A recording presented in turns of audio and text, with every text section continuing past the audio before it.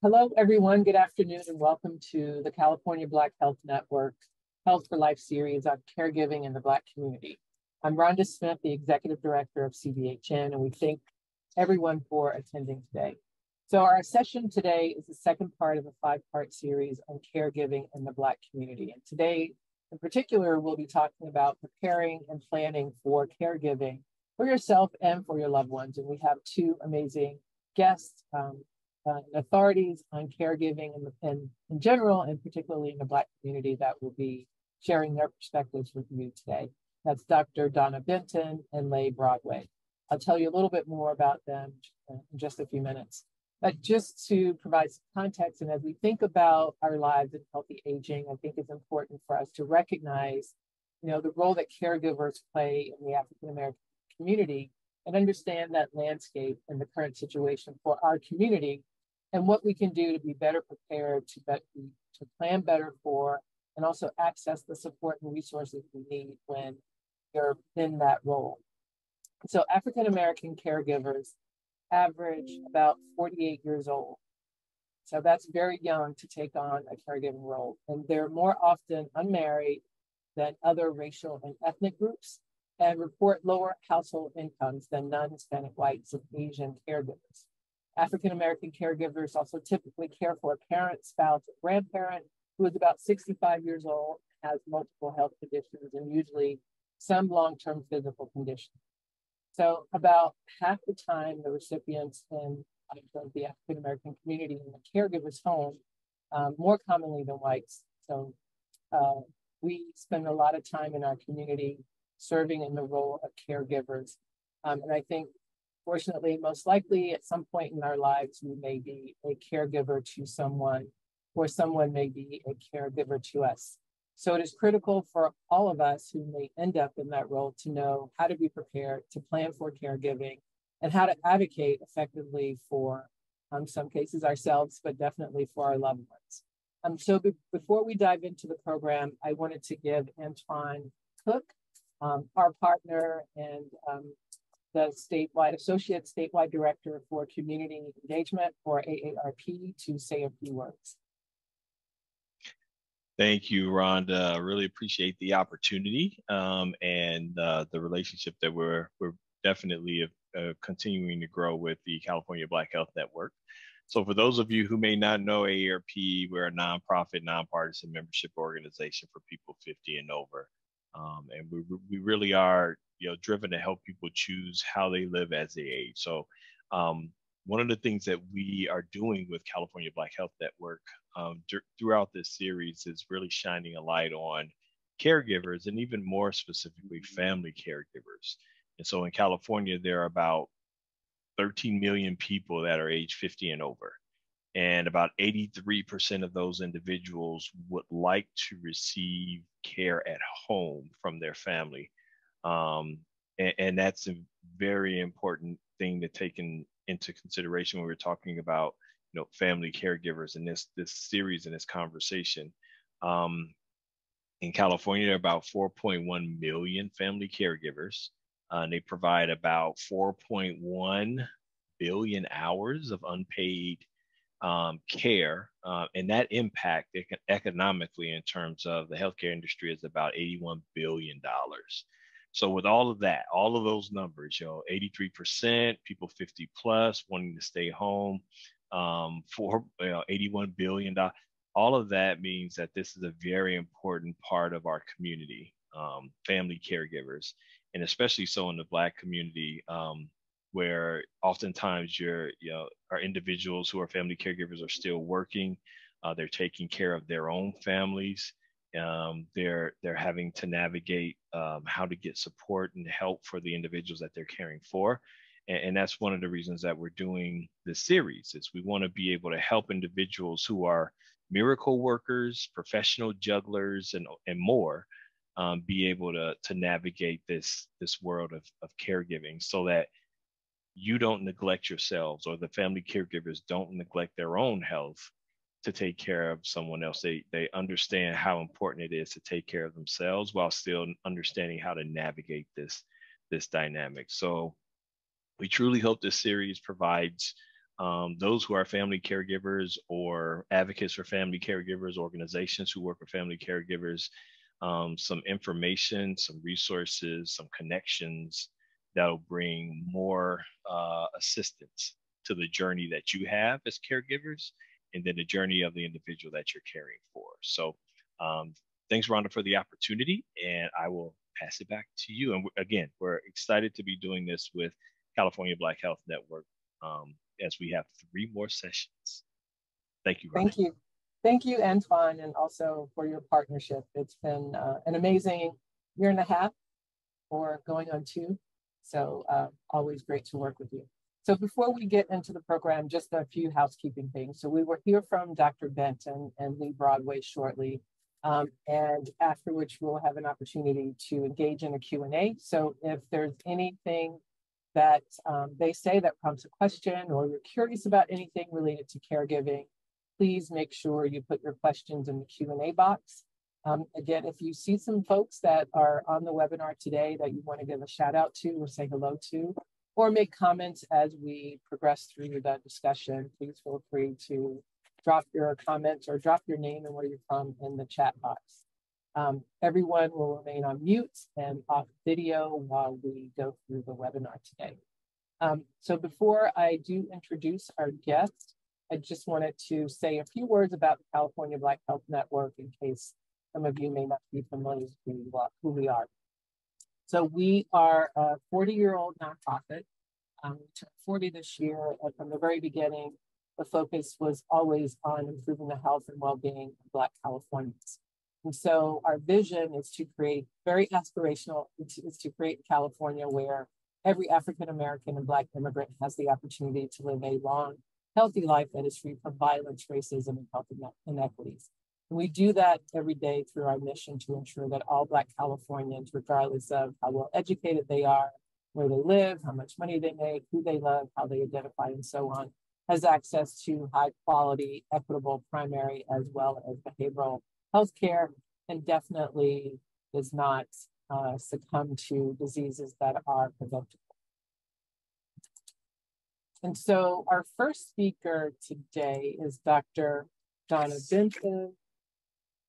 I'd like to say a few words about Dr. Benton. She is an associate professor of gerontology and the director of the Family Caregiving Support Center at the USC Leonard Davis School of Gerontology.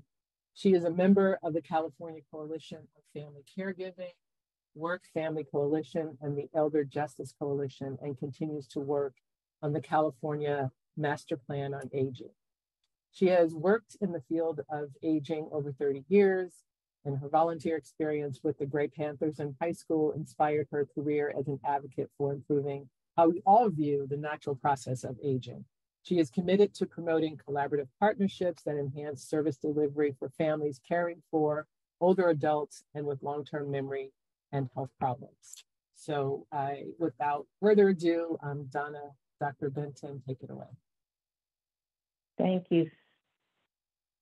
Thank you so much. I'm not able to turn on my camera, but I'm going to go ahead and share my screen. Oh, I can't do that either. Can you hear me? Yeah, let me stop sharing and see if that will help. Okay, because right now it says the host will not let me share screen or turn on my camera. No, I can't. Try it again. Okay, well, I tried again. Try it now. Okay, there we go. You should be able to start it. It should say asking you to start. Okay, wonderful. I am doing both. Hi, everyone. Thank you. Let me get this script. Thank you so much for that really nice, warm introduction. So what I want to do today is I'm going to go over some of the a main resource that a lot of people are not aware of because you're a family caregiver. And, you know, one thing when we keep using this word family caregiver, but many times we don't identify as a caregiver because, you know what, it's who we're caring for. Like I cared for my grandmother, my mother, my dad. And it's what we are doing for them, maybe checking up on them, doing grocery shopping, taking them to doctor's appointments. And we may say, well, that's not caregiving. That's just what I would do because they're my mom, my dad, my grandmother, my auntie, a very close friend. But we call that family caregiving. So when we're using the word family caregiver, it doesn't mean that you have to be a blood relative, but it means that it's someone that you are concerned and you're caring for and you are checking up on. So that's what I would first of all, so because sometimes when you're listening, like, is this really me? Is this what I'm doing? Or somebody you know in your family. So we all end up doing some type of caregiving.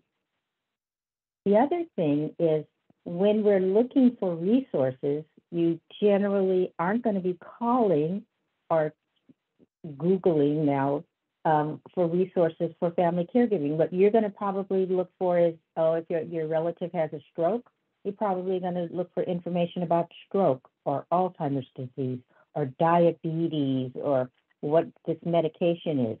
But you can also now, more and more organizations, if you put in the word caregiver, you can get information for you as a caregiver that's different from what you might be getting for when you're looking for your relative around the disease or how you're doing the care. And so my organization that I work for as part of a statewide system of California Caregiver Resource Centers. And we've been around 40 years. And this is really a place where I think of it as like it's one-stop shopping for for caregiving, but also for understanding who you're caring for. When we're looking for resources, use as many as you can. You're going to hear about this resource. You're going to hear about resources through AARP and Alzheimer's Association and Stroke Association and Parkinson's and all of these different organizations. Use them all. Not one organization will fit our needs, particularly for us in the Black community. One of the things we find is that this one we may qualify over here, or we may qualify differently for a different organization. And so while it does get a little frustrating, sometimes you have to cobble together all of the resources, but it's also who you connect with. It's the person on the other end of the phone, nowadays on the other end of a chat messaging. But either way, when you make that personal connection, that's who you probably are going to keep turning to. So let me talk a little bit about the California Caregiver Resource Centers. There are 11 Caregiver Resource Centers in California.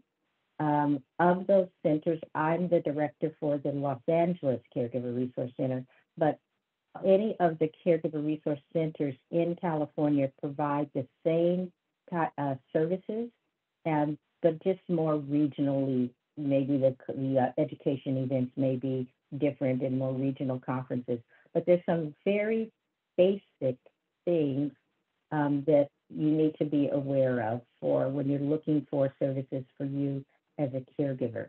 And first of all, when you first reach out to the Caregiver Resource Centers, the first person you're going to contact is what's usually called like an information and resource person. And so they're going to ask you questions just to find out if you qualify for the California Caregiver Resource Center services. The one thing for the services, it's not income-based. It really is that the qualification is, are you caring for somebody who either has some type of dementia, Alzheimer's, Parkinson's, ALS, brain impairment, or a chronic medical problem. So maybe they've had a stroke. They may have long-term diabetes. So making sure that you are helping someone.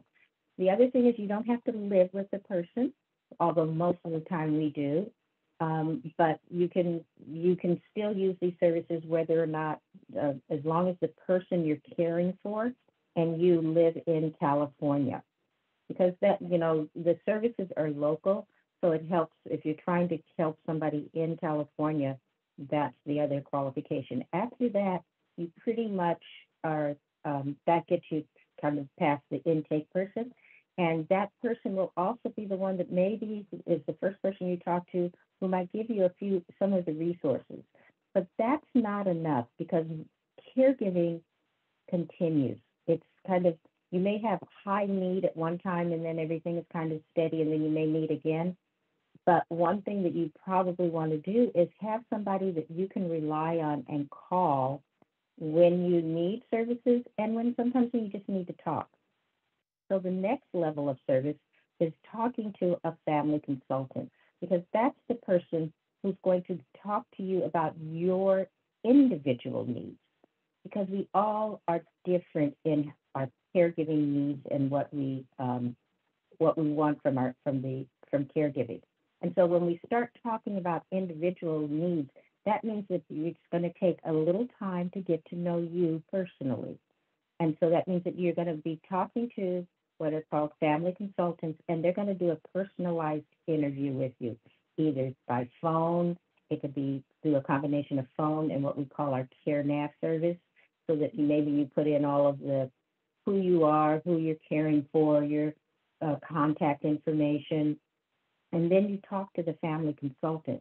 And that discussion with the family consultant is going to cover some basic areas that are in front of you on the slide.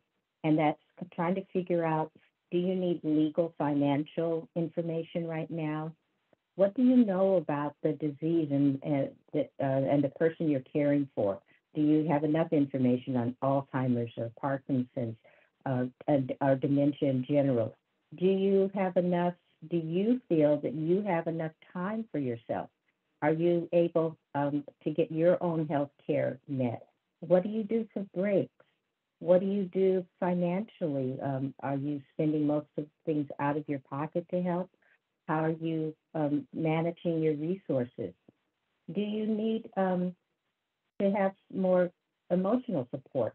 Would you like to speak to a therapist? Would you like to go to a support group? What kind of other educational things? What kind of fun things would you like to do? And I know when you hear caregiving, you're like, I'm stressed. I don't have time for fun. But we really can't give from an empty cup. And so we really want to take time to learn what can we do to help you get back to doing a few things for yourself. So when you reach out to the Caregiver Resource Centers, there's just going to be this discussion and you get to talk. And all of this is confidential, means that this is between you and the family consultant so that they get to know who you are and what you need. And then that becomes your person who's going to check in on you every 6 months to a year. If you don't call in between, they're still going to call you and see what's going on. Were you able to connect with that resource that I gave you? Do you need some new resources? How's your mom doing? Has anything changed? What can we work on now? And so all of that is what's called a care plan. And so we'll work together so that you have a plan of action for the next 3 months, 6 months, and as long as you are a caregiver. And caregiving goes, on average, 5 years for caregiving. And in our community, sometimes it's much, much longer than that. And we know that the nature of the caregiving changes as the person changes over time. So we want to be there for you, and that's the reason for the interview. But some people say, why are you asking all these questions? And we're asking all the questions because if you don't, then you're not going to know what you need as an individual, and you would just get general information. And it's much better to have personalized resources. So that's why on the very first column, it says we're giving you personalized resources. We look at your legal financial planning and who you may need to talk to. We discuss any mental health, stress issues around and dementia care. And so those are a lot of the classes and that are available, all usually no fees for any of these classes that you can take. And the classes are usually done online or in person in the community. So there's a calendar of events that you'll get linked into once you're on the mail list. The other thing is that the classes that we have across the state, we have some classes that have been found to have very good outcomes when you finish a class. This isn't just an education session, but it's more like what you're doing with all of these 5 sessions, really taking a class so that one class is called Powerful Tools for Caregivers, so that you learn how to care for yourself, how to communicate with your neighbors and friends and other relatives and healthcare systems. So there's a Powerful Tools for Caregivers class, and that's done throughout the state. We have another program that looks specifically on how to balance financial needs and what resources are available and how you can look at financial strain. Another for Kinder is really looking at that relationship between you and the person you're caring for, and what tips can you learn about communication and information around, again, usually around resources, but also how to, think through what you're going through. And so that's Kinder, so you have a much kinder relationship. We have stress busting, very obvious. It's a course, and it's 9 weeks of just things that you do and learn to help you manage stress. Finding meaning and hope while you're being a caregiver, or how to deal with dementia. These are just an example of, really, we have over 150 classes that are offered throughout the year and throughout the state. So once you get on a mail list, you'll have a lot of opportunity to join classes. We also have support, which comes through a form of our Care Nav, which is a very personalized, that's where your care plan is, that's where your information for all the classes can be found, and it's a private portal, just like with your doctor's portal, where you can go and you log in, and all of the information that's been given to you is stored there, so you can get to it anytime, 24 hours a day. Family consultation, that's that one-on-one time with your family care navigator or family consultant. And so that's the person you can talk to and who can help you think through things, and sometimes just somebody to listen, another ear who isn't telling, who sometimes our relatives are just like, I don't want to hear it anymore. Now you may have a family consultant that you can talk to. We have caregiver support groups, and I always say try out, at least go 3 times to a support group before you say this isn't for me, because you can sit and listen, and every support group has a different personality, a different theme. Some are for people caring for dementia, some are, maybe it's for people who are caring for somebody with physical problems. Maybe it's a support group for adult children. So every kind of support group is different, and the group dynamics are different. So try it out, and if a group doesn't work, there are many support groups that you can try out, and we run a lot of different caregiver support groups. Of course, there are different languages, and there can be around diseases, and it can also be around whatever age you are. I have a big Scan Me over here, which is, you can take your phone, point it at that, and that'll take you right to the Caregiver Resource Center site. When you get on that site, you can look and you can put in your zip code, and that will take you to your local Caregiver Resource Center. So whatever, you put that in for your zip code. I'm going to stop sharing, and because I noticed that we may have some questions, and of course I want to leave time to have questions and comments. Well, thank you, Dr. Benton. There is someone who I am going to allow to actually ask her question. And so, Linnell Walker, do you have a question for Dr. Benton? I see your hand raised. I think you should be able to talk. I think Linnell may be muted. Well, I thought I allowed her to talk, but on my screen, she still has a dash through her microphone. Okay.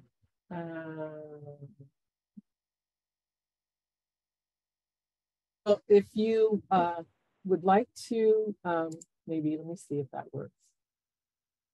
So Linnell, I asked Linnell Yeah, can you put your question in the Q&A box? Because it looks like the audio may not be working, even though I allowed you to talk. So sorry about that. But in the meantime, while she's doing that, I do have a couple of questions about the resource center that you mentioned. So you said there are 11 locations across the state. Does that run from Northern California all the way down to San Diego, or are they mainly in major cities? Northern California, all the way to San Diego, and everything in between. Each Caregiver Resource Center has a region that they cover, but all of California from tip to tip is covered by a Caregiver Resource Center. So that's why when you put in your zip code, you'll find your local Caregiver Resource Center. And so that's, and of course you can always call, like if you call the LA Caregiver Resource Center and you're not in LA County, which is, you know, really big, and say that you're in San Diego, we'll make sure to pass you over to the San Diego Caregiver Resource Center. Or if you're in Orange County, there's the Orange Caregiver Resource Center. So absolutely can serve you no matter where you are in California. And that's, as I said, we've been doing this. We're about to celebrate our 40th year. Great. And are most of these services free to whoever needs them? Yes, they are. Great. I was not aware of this. The things I forgot to mention that everyone asks that wants to know about is that we do have respite, which is being able to take a break. We teach you how to, we teach you about respite, but we also have funds to help you for a little bit of time, pay for somebody else to come in and care for your relative so that you can take a few hours of break for a short period of time. Respite isn't ongoing because we obviously, if you can imagine, we don't have that much funding, although we'd love more funding, and this is your tax dollars. But we do have respite, and so sometimes you might get 4 hours a week so that you can go and, you know, sleep, take a shower uninterrupted, go walk around the block, or just do nothing for a short period of time. And is this something that's unique to California, or are these caregiver resource centers located in other states across the country?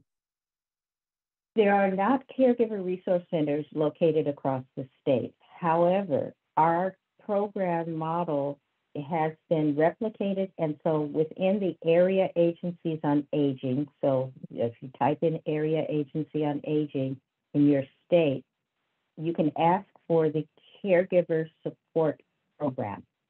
So every state does have funding for caregiver support. They may not be having our services, all of the services I mentioned to you, that's kind of a comprehensive services.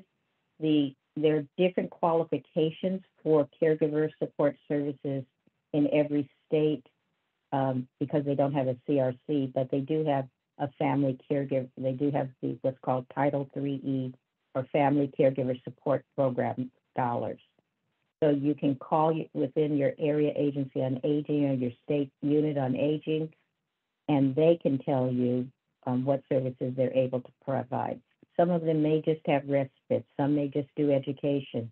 Some may do more, you know, do multiple things. But every state has some level of caregiver support. Generally, that support is for, you can only be caring for somebody who's an older adult. For the caregiver resource centers, as long as the person is 18 years or older when they have the brain impairing condition, we can help you. And the other thing for the federal program, it's usually income based. And in California, it's not based on income for the caregiver. And I know you have to take off a little bit early, so I want to make sure that we get all your questions, or at least if people have questions for you specifically, I want to encourage you to put them in the Q&A box. And Dr. Benton will be able to stay on until just before the top of the hour.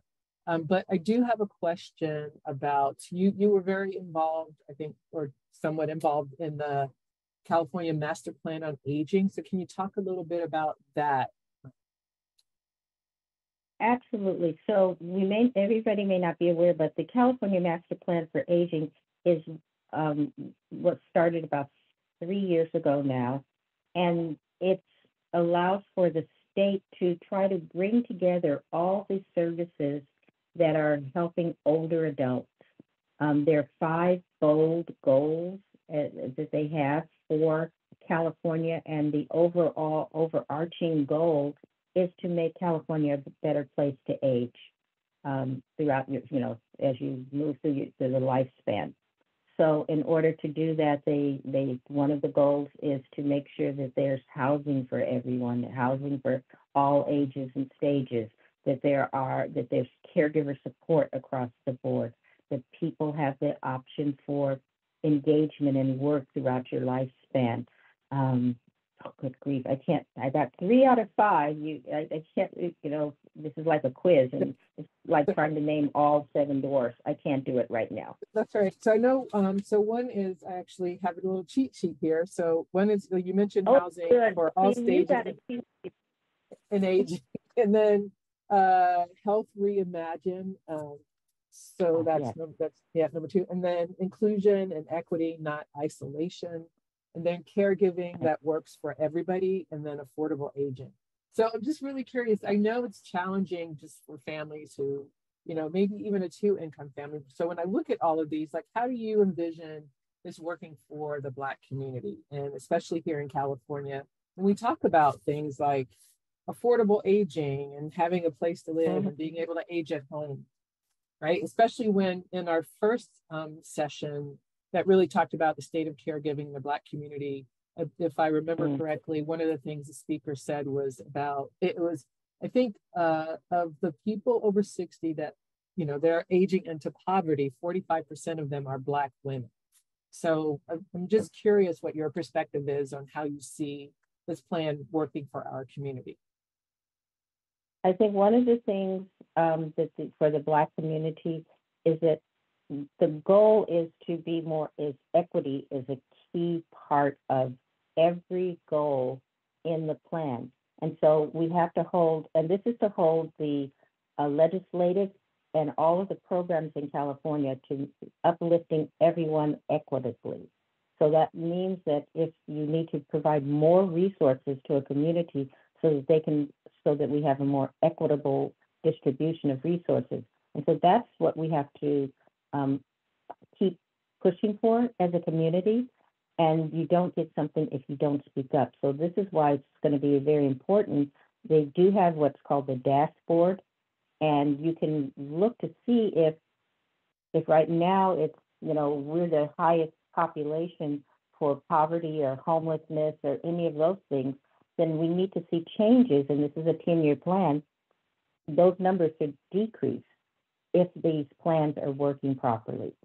So we have to hold the legislators accountable and watch the metrics, because they're going to be visible to everyone. And so it may be hard as caregivers to do this individually, but you can definitely work with organizations that advocate and watch the metrics, because if we don't see changes and we don't get resources in our community, you can say, hey, what's going on? This is part of the Master Plan on Aging. How is it being implemented? Because it's all nice to have it on paper, but we have to have action. Right. Well, if I remember correctly, one of those metrics is around life expectancy. Did I remember that correctly? And so, but when I look at life expectancy for Black Californians, before COVID, that's about 5.5 years less than the state average. And I haven't seen, any movement or improvement around that metric over the last 3 years at least. So it'll be interesting to see what happens over the next 3 to 5 years. And exactly. So, they're doing more, they're investing more in health. The governor's plan for transportation, they're doing more direct, qualifying more people. So you're right. It's hard to look for that movement, but that's what we have to push for. Which means you have to have practical things on the ground that help raise our life expectancy and lower the for me, lowering stress and having more funding for family caregivers. Great. So I have one question in the chat for you, Dr. Benton. It says, can the California Caregiver Resource Center help Ms. Deborah Washington find out how she can get paid for caregiving for her loved one? Right. So yes, the answer is yes. That's actually one of the most frequent questions on our website. So on the website, the main California Caregiver Resource Center website that was up on the that we had, there's a sheet that says, how do I get paid for caregiving? If you put that in, that's the question that mostly everybody wants to know. And so that's one way you can, look at that and you can find the sheet. The key thing is that there isn't a lot of funding, and most of the funding around getting paid for caregiving means that your relative has to qualify for what's called in-home support services. And if they qualify for in-home support services, they can then name you as the person who will provide those services for them. But that's based on the qualification of your relatives. And that, again, means that they have to qualify at, they have to meet the income requirement, which means poverty level for their income. And that's based on single and, so there's that qualification. It's not based on your income, it's based on your relative's income. And the center can help. And the center has resources to help someone complete those forms or navigate through that process also? We don't help you navigate the forms as much as we can help you understand what you have to do. And then if you qualify for IHSS, we can make sure that we link you to the specialist who can help your relative qualify for IHSS. And, then whatever forms are needed after that. The one thing we can tell you almost right away is if you tell us the income, they can tell you whether or not your relative is going to qualify, so that you don't go through the frustration of applying only to get denied. Great, thank you. So if you still have some questions while Dr. Benton is here, please drop them in the Q&A box. But I would like to move on to introduce Ms. Lee Broadway. Ms. Broadway is a caregiving advocate, champion, and an AARP volunteer. She's the founder of Family Caregiver Outreach, which is a volunteer ministry of Saddlebrook Church in Lake Forest, California. Lee also has served as a volunteer minister of prayer for the past 43 years. She began serving as a family caregiver advocate volunteer and a district liaison volunteer with AARP of California beginning in May of 2016, and has continued her volunteer work with AARP into 2023. Lee has spent more than 30 years in the financial services industry until she retired in 2008 to become her father's full-time primary family caregiver. And her caregiving journey with her father has spanned more than 14 consecutive years until his passing in 2011. Lee's family caregiving experience prompted her to create an original talk show concept called the 50 Plus Talk and Family Caregiver Outreach for the purpose of educating, equipping, and inspiring unpaid family caregivers and their loved ones to live their lives with purpose, dignity, and grace. Lee is a proud resident of beautiful Orange County since 1967, and I'll turn it over to Lee to tell us more about her story and caregiving journey.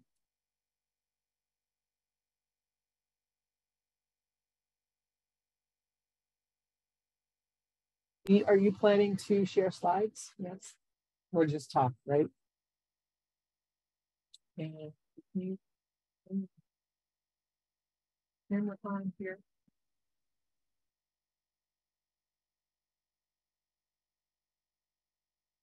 Did we lose Lee?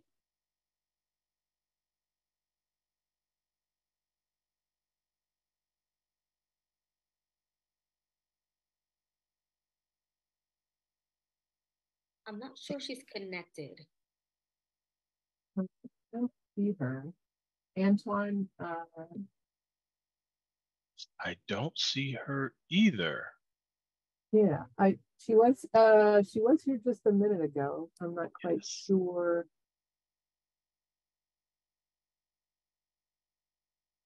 Huh. I think we lost Lee. I'm checking to see if I have any messages. No. Oh, here she's coming back in.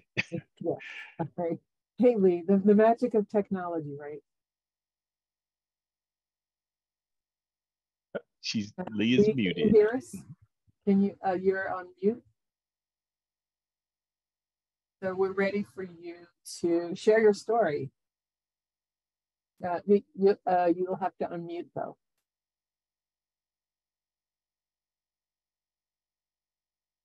Let's see if I can. Can you unmute? Uh-oh, did we lose her again? Yeah, this is not.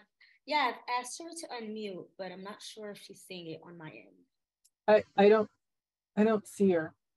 There she is again. Hey, can you hear us?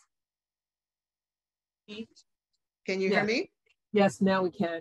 Although Okay, it says you're masquerading as Antoine Cook today, but it's because Anton is so fabulous. I'm going to go ahead and rename it while I speak. I want to thank all of the family caregivers who joined us today. It's a very, very difficult job that you do. And I know because, as Rhonda said, I was my father's primary family caregiver for 14 consecutive years. And I worked a full-time job for the entire time, with the exception of the last 3 years of my father's life. I made a decision to leave my profession to care for my father. It's a decision I do not regret. However, it changed the course of my life significantly. And so today I want to share a little bit about preparation.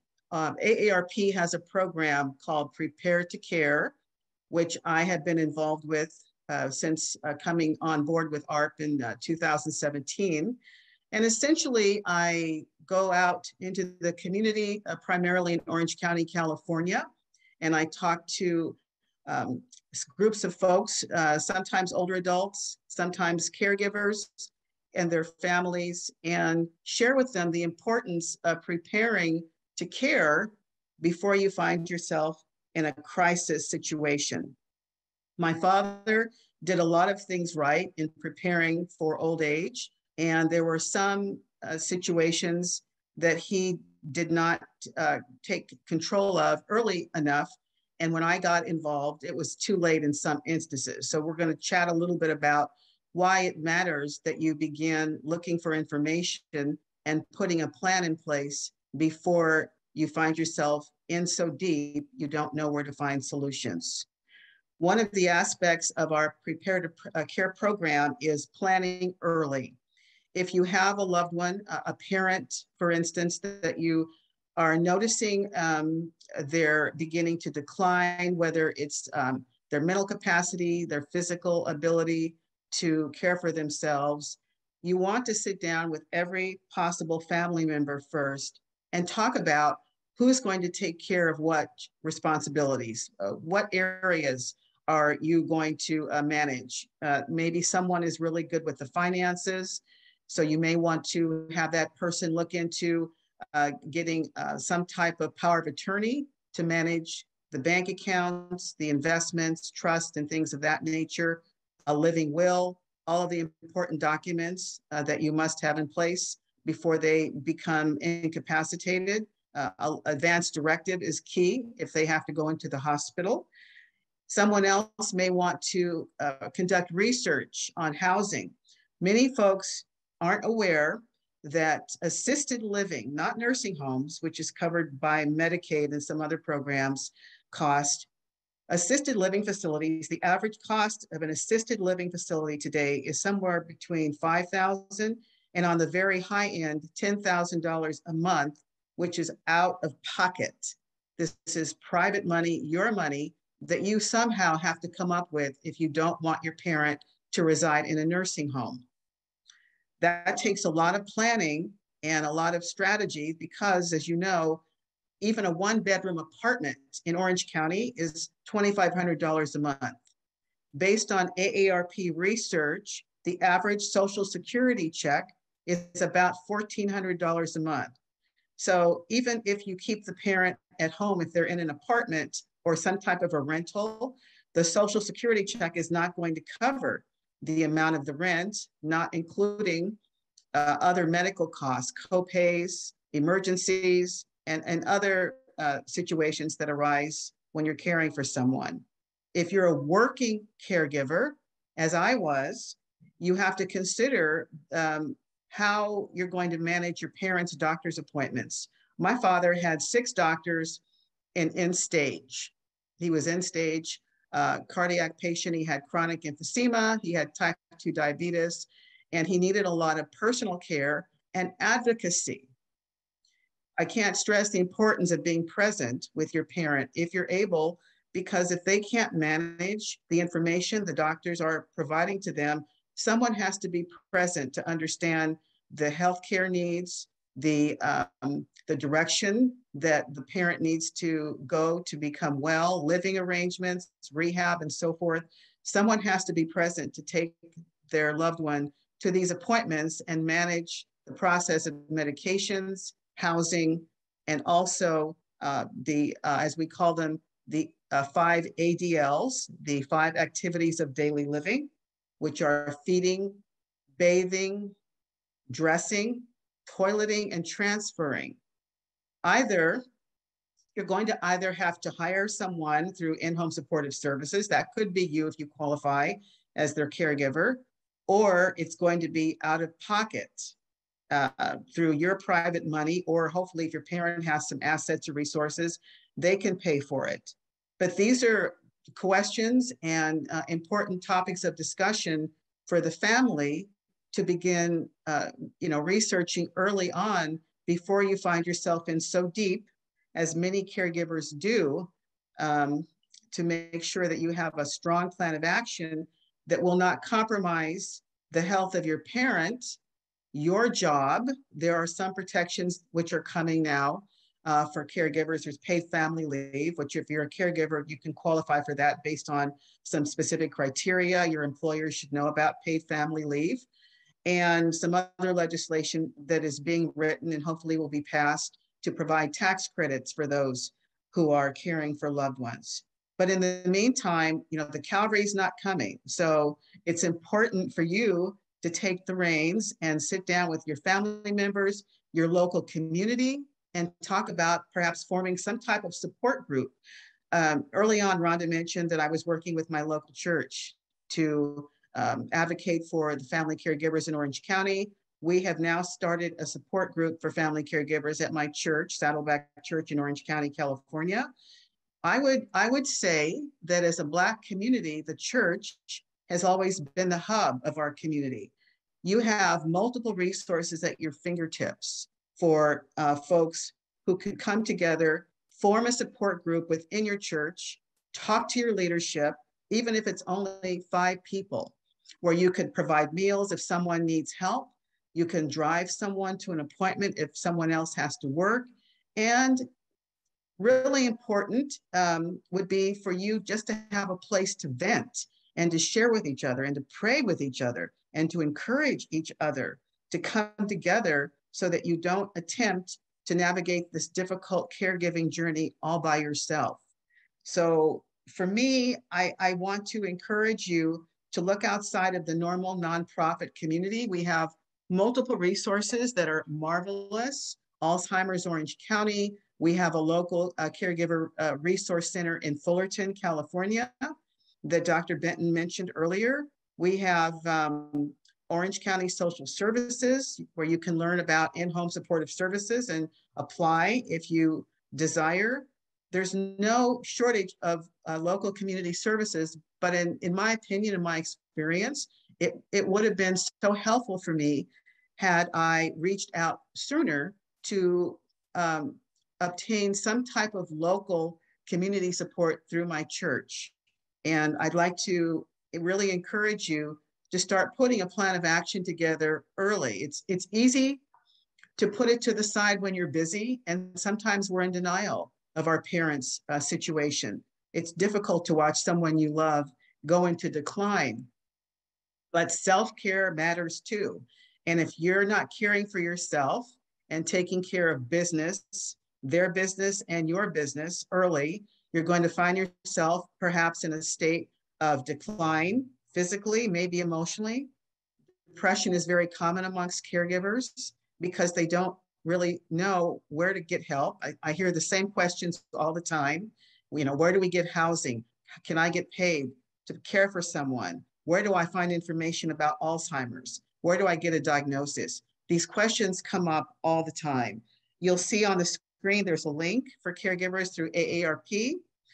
We also have a support group on Facebook. So if you're on Facebook, social media, make use of it. There is a support group. It's managed by Amy Goyer. Maybe some of you know her, and perhaps some of you are already on the Facebook group.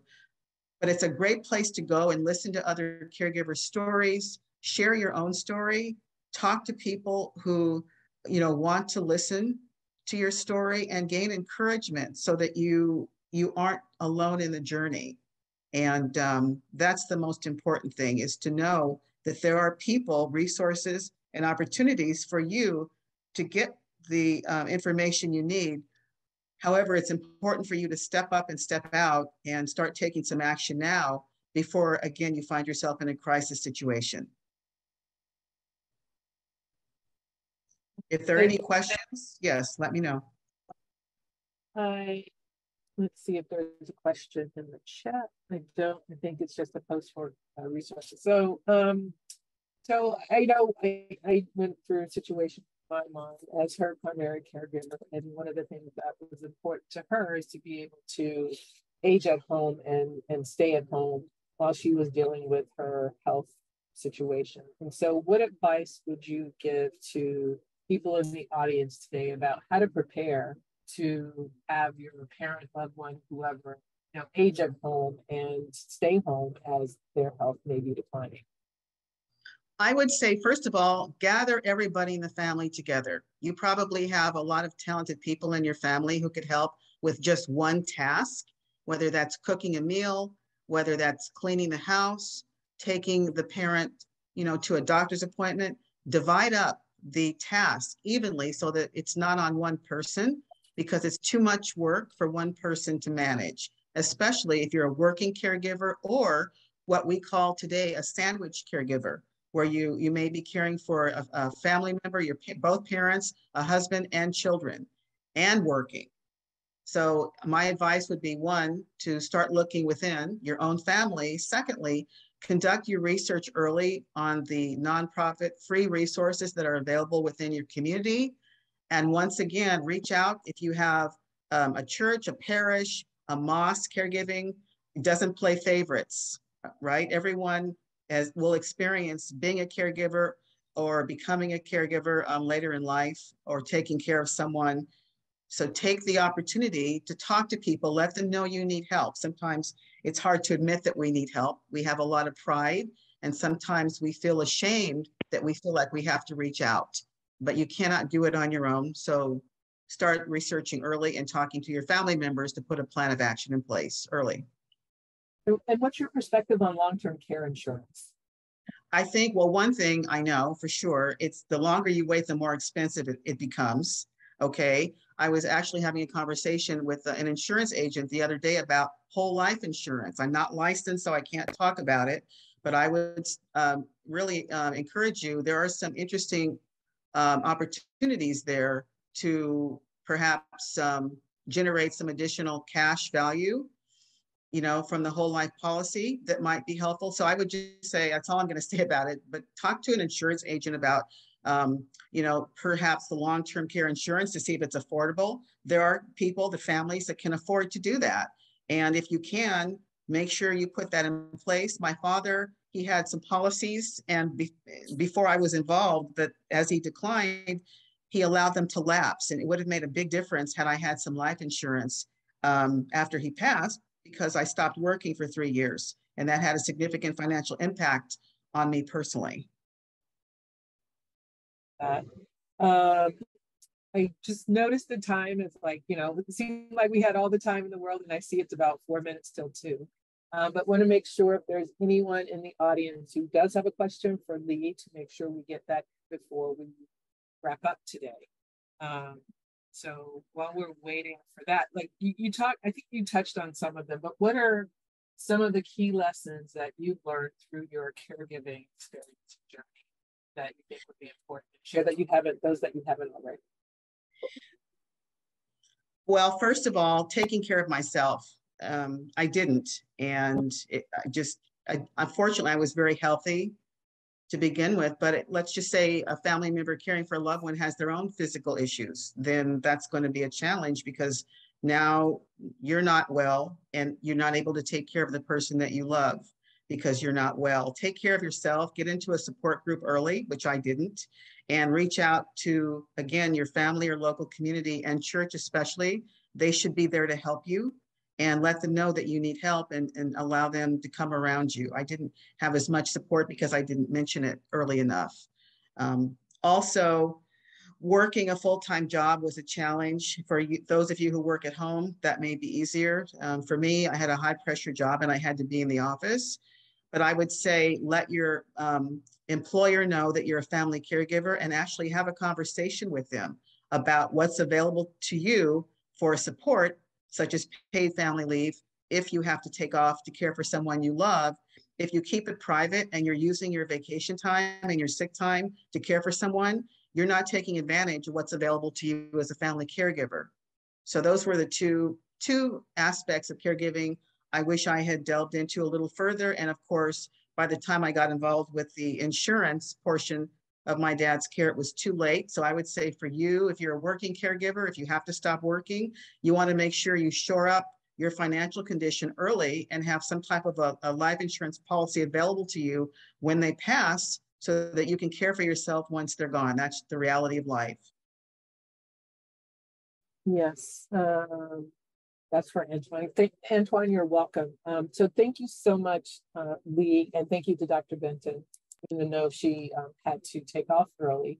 I just wanted to say thank you also to the audience for being here today. Hopefully you were able to get some valuable information to help you as you think about planning for caregiving, or if you're already in that role, things that you can do to access resources while you're making sure that you're taking care of yourself and your loved one. And so we have an event coming up on Saturday, on June 24th. It's the Better Black Beauty Ambassador Training. So we are part of, or partner in the Non-Toxic Black Beauty Project. So if you're interested and available now, it's all virtual. So if you weren't able to travel to Faithful Central in LA on Saturday, you can participate remotely. So if you go to our website, to the events tab, and you can see drop down menu where to register under current events. We also have some additional series parts or sessions in the series coming up. Antoine mentioned we have 3 more. I believe the next one's in September, and actually one in August, and then we have some in September, and then November. And we'll be talking about caring for the caregiver and resources and abundance of other things that are important to know as we all enter this phase of our lives. And so if you want to stay connected to us, you can join us in the Campaign for Black Health Equity. You can also connect with us on social. Most of our sites are at your CBHN, really easy to remember. On LinkedIn, we're at California Black Health Network. And so thank you all again for coming and joining us today. And if you have any questions, you can reach out to us later at askcbhn@cbhn.info. So thank you and have a great afternoon.